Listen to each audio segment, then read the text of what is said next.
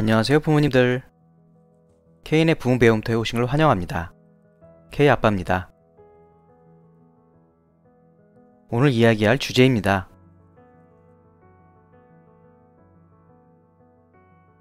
먼저 이야기를 시작하기 전에 좋아요와 구독, 알림 설정 누르셨는지 확인해 보시고 안 누르셨으면 꼭 눌러주시기 바랍니다. 그럼 이야기 시작하겠습니다.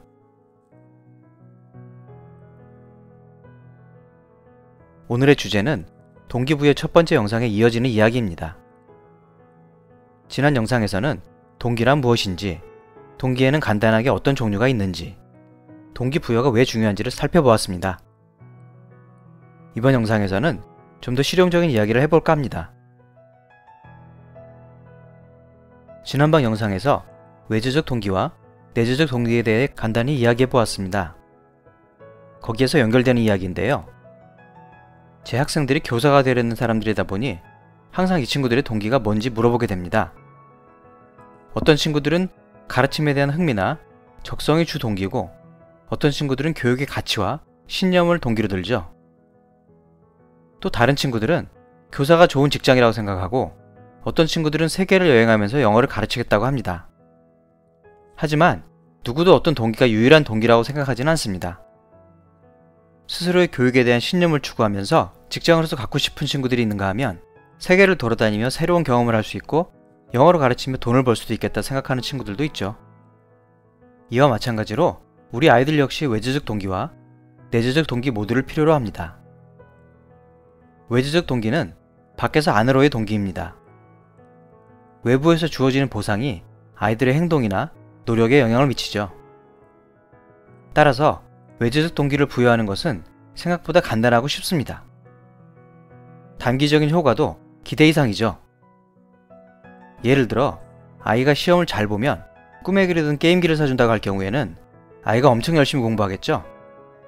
아마도 아이의 노력과 열의는 눈에 띄게 달라질 겁니다. 하지만 이러한 동기는 자발적이라고 볼 수가 없습니다.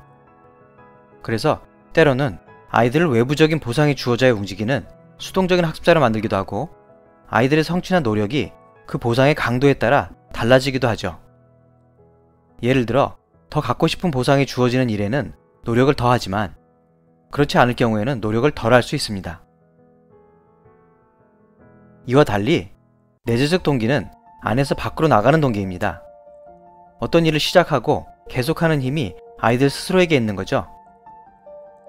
아이가 이 내재적 동기를 통해 자기가 좋아하는 것, 하고 싶은 것, 알고 싶은 것을 하기 때문에 자발적이고 능동적인 학습자로 성장하게 됩니다. 아이들 스스로 방향을 정하고 나아가기 때문에 지속적이고 장기적인 효과를 기대할 수 있습니다. 하지만 내재적 동기를 유발하는 게 생각만큼 쉽지는 않죠. 외재적 동기를 통해 아이들의 호기심이나 흥미를 충족시키는 것은 비교적 쉬울 수 있겠지만, 그것들을 아이들의 신념이나 가치로 바꾸는 것은 굉장히 힘들 수도 있습니다. 따라서 외재적 동기나 내재적 동기 중 하나만 중요하다든지 하나가 다른 것보다 더 중요하다고 접근하는 것보다 이 둘을 어떻게 연결할 수 있는가가 중요하다고 할 수 있겠습니다. 다시 말해, 어떤 동기를 통해서 생활이나 학습 습관을 길러주고 어떤 동기를 통해서 이를 장기적인 목표로 발달시킬 것인가를 생각하는 것이 더 중요합니다. 예를 들어 저희 아이는 그 또래 다른 아이들처럼 동물을 좋아하고 스스로 동물에 관한 공부를 하기도 합니다. 그래서 계획지 않은 습관을 꾸준히 잘 지켜서 실천하면 뉴욕에 있는 브롱스 동물원을 가겠다고 약속했습니다. 이를 외주적 동기로 사용한 거죠. 그랬더니 그 후로는 계획을 짜는 것을 빼먹지 않고 또 계획한 대로 실천하기 위해 노력을 많이 하더라고요. 결국 브롱스 동물원을 다녀왔고 찍은 사진들을 스스로 컴퓨터에 정리해서 포트폴리오를 만들었습니다. 또 시간이 좀 지나고 나서는 나중에 동물학자가 되어보겠다고 스스로 목표와 계획을 세웠습니다. 결국 이것이 아이의 내재적 동기를 더 강하게 만들었죠. 이것이 작은 예겠지만 이런 방식으로 아이들의 생활 습관이나 학습 습관을 길러주는데도 외재적 동기와 내재적 동기 모두를 적절히 사용하여 다양한 방법으로 동기부여를 하는 것이 바람직하지 않을까 싶습니다.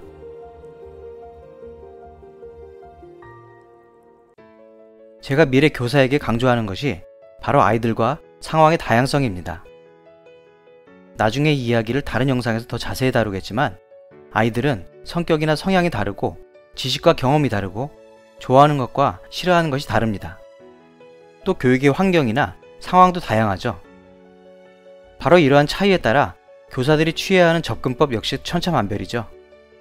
하지만 대체적으로 부모님들이 아이를 위해 고려하셔야 할 몇 가지 공통된 사항들이 있습니다.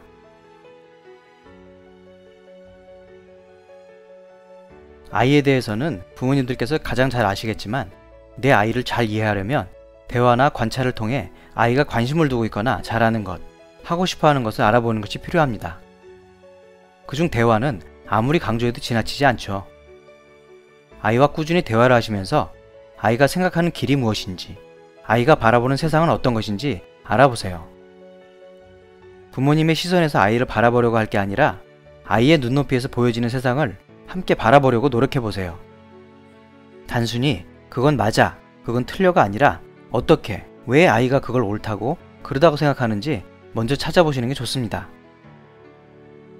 또한 부모님이 아이에게 관심을 가지고 있고 함께 대화하는 시간이 아주 중요하다는 것을 계속 알려주세요.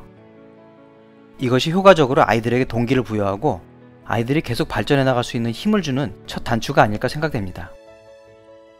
대화는 단순히 무슨 말을 하는 건지, 무슨 일이 있었는지를 알아내는 목적만이 중요한 게 아니죠. 그보다 아이를 이해할 수 있고 아이와 함께 공감할 수 있는 공간 혹은 연결고리가 될 수 있다고 생각하시는 게 중요합니다. 내 아이와의 꾸준한 대화가 없어 아이를 제대로 파악하지 못하고 있다면 적절한 동기를 부여하는 데 시간도 많이 걸릴 것이고 시행착오도 많이 겪게 되겠죠. 비고츠키라는 구소련의 인지심리학자가 사회문화 이론을 제안했는데요. 그중 한 인지 발달 이론이 근접 발달 영역입니다. 이 이론에 따르면 아이가 다른 사람의 도움 없이 스스로 도달할 수 있는 능력과 다른 더 뛰어난 사람의 도움을 받아서 도달할 수 있는 능력의 차이가 있다고 합니다. 예를 들어 아이에게 자전거 타는 방법을 가르쳐준다고 가정해 볼까요? 한 경우에 처음에 아무 설명 없이 아이를 자전거에 올려주면 아이가 뭘 해야 하는지, 어떻게 앞으로 나아갈지, 어떻게 방향을 바꿀지 몰라서 난감해하겠죠. 아마도 전에 친구가 자전거 타던 장면을 떠올리거나 TV에서 보고 어떻게 자전거를 움직일 수 있는지 알고 있을 수도 있겠죠. 어떻게든 아이는 자신만의 방법으로 자전거를 타보려고 할 것입니다. 실제로 움직일 수도 있겠죠. 또 다른 경우는 부모님이 아이에게 자전거와 자전거를 타는 방법에 대해서 충분히 설명해주고 나서 아이를 같은 자전거에 올려줍니다. 아이와 대화를 하면서 아이의 필요에 따라 아이가 뭘 해야 하는지, 어떻게 앞으로 나아갈 수 있는지, 어떻게 방향을 바꿔야 하는지를 설명해줍니다. 아이에게 전에 TV에서 봤던 자전거 타는 장면을 상기시켜주기도 하고 보조바퀴를 달아주거나 뒤에서 자전거를 잡아주기도 하죠. 실제 어떻게 타는지 직접 보여줄 수도 있겠죠. 잘할 수 있도록 격려도 잊지 않습니다. 자, 바로 이 두 경우에 아이가 이뤄낼 수 있는 정도의 차이를 근접 발달 영역이라고 부릅니다. 크게 복잡하진 않죠. 하지만 이 이론이 중요한 점은 이 영역에서 정교한 교수 활동이나 기타 활동이 아이의 더 나은 인지 발달을 위해 필수적이라는 점입니다. 이 영역에서 아이가 가지고 있는 역량을 최대한 발휘할 수 있는 환경을 만들어주고 대화를 통해 아이가 포기하지 않고 앞으로 나아가고 새로운 것을 배울 수 있도록 하는 것이 훌륭한 교사들이 하는 일입니다. 바로 부모님들이 아이의 훌륭한 선생님이 되기 위해서 하셔야 할 아주 중요한 일이기도 하죠. 이 근접 발달 영역에서 부모님들이 하셔야 할 가장 중요한 일 중 하나가 바로 아이가 배우는 과정에서 적절한 비계를 설정하는 것입니다. 스캐폴딩이라고 하는데요. 비계는 보통 건물을 짓는 공사 현장에서 볼 수 있습니다. 건물을 짓는 과정에서 그 건물 주변으로 공사 인부들이 걸어다니거나 올라설 수 있는 발판을 설치하는데요. 이를 비계라고 합니다. 이 비계가 없으면 인부들이 올라설 수가 없어서 건물을 더 높이 올리는데 도움을 줄 수가 없죠. 하지만 비계를 설치하고 나면 인부들이 높은 곳까지 올라갈 수 있고 결국 건물을 완공할 수 있게 됩니다. 건물이 다 지어지고 나면 이 비계는 철거됩니다. 다시 자전거의 예를 돌아가 보면 아이가 혼자서 자전거를 탈 수 없을 때 보조바퀴를 이용하거나 뒤에서 잡아주거나 하면서 비계를 설정하여 도와주는 거죠.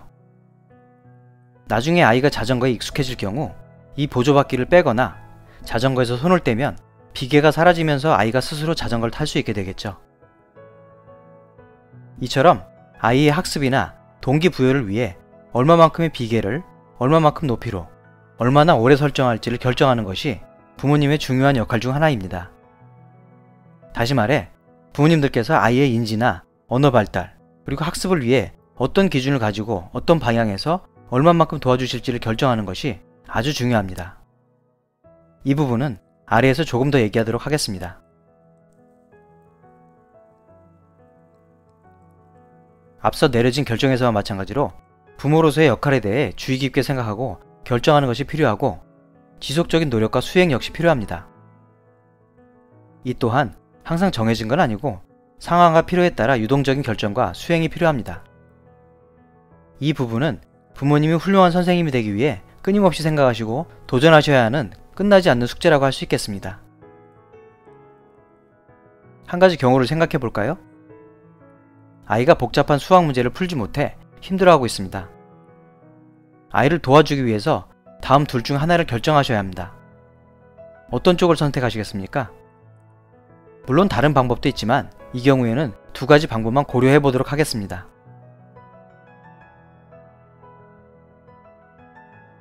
자, 첫 번째 선택은 우선 시간이나 노력으로 봤을 때 효율적이고 아이가 비슷한 개념이나 풀이 과정을 알고 있을 경우에 효과적이겠죠. 하지만 아이의 문제풀이 능력을 궁극적으로 향상시켜주는 데는 그리 효과적이지 않을 수도 있습니다. 두 번째 경우, 아이는 한동안 더 고민을 해야 할 겁니다. 대화를 통해 적절한 힌트나 피드백을 주시겠죠. 이 대화 과정을 통해 아이는 문제 상황에 대해 스스로 더 생각해 볼 것이고 필요한 만큼의 도움을 받게 되며 적절한 해결책을 찾게 될 겁니다. 이러한 접근법은 시간이 많이 걸리고 부모님의 상당한 인내력을 필요로 합니다. 또한 아이가 해결책을 찾아내지 못할 경우도 있습니다. 하지만 아이의 수학 문제풀이 혹은 문제 해결 능력을 향상시킬 수 있겠죠. 이와 같이 어느 한쪽의 접근법을 선택할 경우 그 상황이나 아이의 능력, 활동의 목적 등 많은 요소들을 충분히 고려한 후에 결정을 내려야 합니다.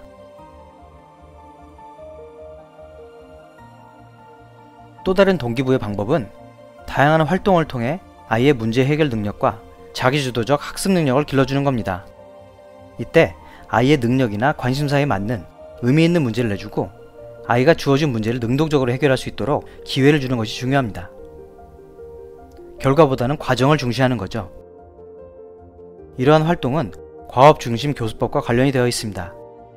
과업중심 교수법이란 아이가 어떤 과업을 수행해 나가는 과정에서 의미를 파악하고 문제를 해결해 나가는 동안에 배움이 이루어진다는 것을 강조하는 교수법입니다. 예를 들어 아이 스스로가 여행 계획을 세운다든지 동물 속의 자료를 만든다든지 하는 등의 과업을 수행하는 걸 생각해 볼 수 있겠습니다. 이러한 문제 해결 활동을 통해 아이의 자기주도적 학습 능력뿐만 아니라 자신감을 높이는 계기가 될 수도 있습니다. 자기가 관심 있는 분야에 관해 스스로 더 생각하고 연구함으로써 그 분야에 대해 더 배우게 됩니다. 또한 자기가 앞으로 하고 싶은 일에 대해 방향을 정해서 그것과 관련된 행동을 시작하고 계속 추진하도록 도와줍니다. 이 문제 해결 과정을 통해 본인이 좋아하는 것과 잘하는 것, 그리고 나중에 하고 싶어하는 것, 이런 것들을 찾아낼 수도 있습니다. 결국 아주 효과적인 동기부여의 한 방법이 되는 셈이죠.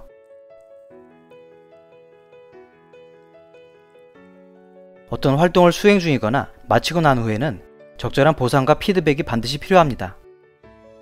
동기부여를 하기 위해서 물리적인 보상이 중요한 것은 아닙니다. 상황에 맞게 칭찬과 격려를 하시면 되겠습니다. 또한 아이의 인지, 언어 활동과 행동에 따른 긍정적 반응을 보여주시는 게 좋습니다. 아이가 어떤 활동이나 행동을 잘했는지, 다음에는 어떤 점을 고치면 더 좋을지, 이번 활동이나 행동을 바탕으로 다음에는 무엇을 하고 싶은지, 할 수 있는지 등에 관한 피드백을 주다 보면 아이와 함께 좋아하는 것, 잘하는 것, 하고 싶은 것을 찾을 수 있습니다. 또 어떤 문제를 어떻게 해결하면 좋을지 아이와 함께 대화하다 보면 자연스레 동기부여도 되고 아이의 목표의식을 갖게 되는 계기도 만들 수 있습니다. 주의해야 할 점은 보상이 너무 물리적 보상에 치우쳐져서는 안 되며 부정적이거나 냉소적인 피드백은 피하시는 게 좋고 다른 아이와 비교하며 꾸짖는 것은 절대 하지 않으시는 게 좋습니다. 물리적인 보상을 잘못 사용하게 되면 오히려 아이의 내재적 동기를 약화시키는 부작용이 있을 수도 있습니다. 생산적이지 못한 부정적이거나 냉소적인 피드백과 다른 아이와의 비교 역시 아이의 자신감과 자존감을 떨어뜨릴 수 있으며 아이의 동기에 부정적인 영향을 미칠 겁니다. 이 모든 사항들이 간단해 보이기도 하고 한편으로는 복잡해 보이기도 하죠. 대화와 관찰, 도움이나 비계, 부모 혹은 선생님의 역할, 문제 해결 활동, 보상과 피드백, 이 모든 것들이 사실은 굉장히 중요한 교육적 요소들입니다. 보통 제가 수업 중에 상당 시간을 할애하는 주제들이기 때문에 좀 더 이야기를 나눌 필요가 있을 것 같습니다. 앞으로 기회가 된다면 이러한 개념들도 영상에서 다뤄보도록 하겠습니다. 자, 그럼 이제 부모님들의 이야기를 나눠주세요. 다음 질문을 생각해 보시고 간단하게 답을 해보시면 생각을 정리하는 데도 도움이 되지 않을까 싶습니다.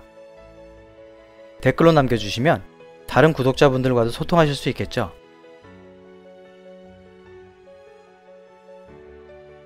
그럼 정리하겠습니다. 동기란 간단히 말해 어떤 행동을 시작하게 하고 계속 추진하도록 도와주는 힘이 되는 것이라고 할 수 있습니다. 다양한 상황이나 목적에 따라 외재적 동기와 내재적 동기, 이 둘을 어떻게 의미있게 연결시킬 수 있는가가 중요하죠. 어떤 동기를 통해 생활이나 학습 습관을 길러주고 어떤 동기를 통해 이를 장기적인 목표로 발달시킬 것인가를 생각하고 적용하는 것이 아이에게 도움이 됩니다. 동기부여를 하기 위해서는 아이와의 대화와 관찰을 통해 아이의 관심사나 잘하는 것, 하고 싶은 것을 알아보는 단계가 필요합니다. 또 꾸준한 대화를 통해 아이가 생각하는 길이나 바라보는 세상을 알아보는 게 중요합니다. 이를 바탕으로 적절한 비계를 설정하고 부모의 역할을 결정한 후 그 역할을 수행하는 거죠. 이 과정에서 다양한 문제 해결 활동을 하게 되면 아이가 이를 통해 자기 주도적 학습 능력과 자신감을 높이는 계기가 될 수 있습니다. 또한 적절한 보상과 피드백을 제공하는 과정에서 아이의 동기를 유발할 수 있게 됩니다. 오늘의 내용은 여기까지입니다. 잊지 마시고 꼭 좋아요와 구독 그리고 알림 설정 부탁드립니다. 그럼 다음 영상에서 뵙겠습니다. 감사합니다.